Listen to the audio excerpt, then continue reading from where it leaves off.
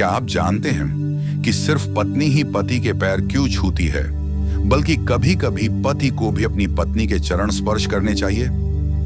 ये सिर्फ प्यार नहीं, ये है सनातन धर्म की वो परंपरा जो रिश्तों में सम्मान और ऊर्जा का संचार करती है। पत्नी का स्थान सनातन में। सनातन धर्म में पत्नी को अर्धांगिनी, गृहलक्ष्मी और धर्मपत्नी कहा गया है।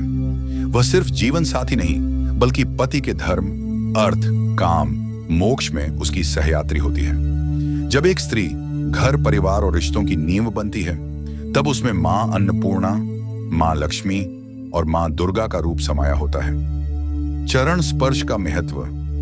सनातन परंपरा के अनुसार चरण स्पर्श से ऊर्जा का आदान प्रदान होता है। जब हम किसी के चरण छूते हैं तो उनका आशीर्वाद हमारे शरीर की ऊर्जा धाराओं में प्रवाहित होता है।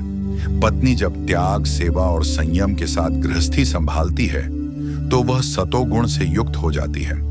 ऐसे में पति जब उसके चरण छूता है तो वह उसके भीतर समाई देवी शक्ति को सम्मान देता है। पति द्वारा चरण छूने के पीछे भाव। ये चरण स्पर्श पत्नी को नीचा दिखाने का नहीं, बल्कि उसे देवी रूप में सम्मान देने का कार्य है।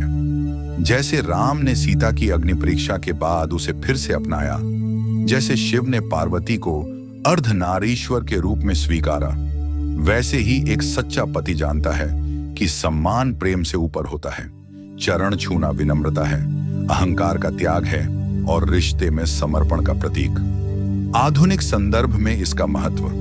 आज जब रिश्तों में ईगो और अधिकार की दीवारें बढ़ रही हैं, तब ऐसे छोटे छोटे कर्म जैसे चरण स्पर्श रिश्तों में संस्कार, सम्मान और ऊर्जा भर सकते हैं। यह कोई रोज करने की परंपरा नहीं है, पर जब भी पत्नी का योगदान याद आए, उसकी पूजा जैसी भूमिका नजर आए, तो उसके चरण छूकर एक बार आभार जरूर व्यक्त करें। रिश्तों में प्रेम हो, आदर हो और सनातन संस्कार हो, तभी जीवन का गृहस्थ आश्रम पूर्ण होता है। क्या आपने कभी अपनी पत्नी को धन्यवाद कहने के बजाय उसके चरण छूकर धन्यवाद दिया है?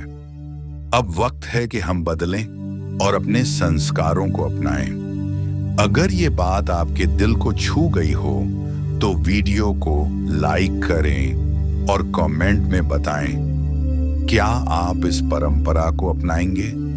सब्सक्राइब करें सनातन संस्कृति और रिश्तों की गहराई को जानने के लिए।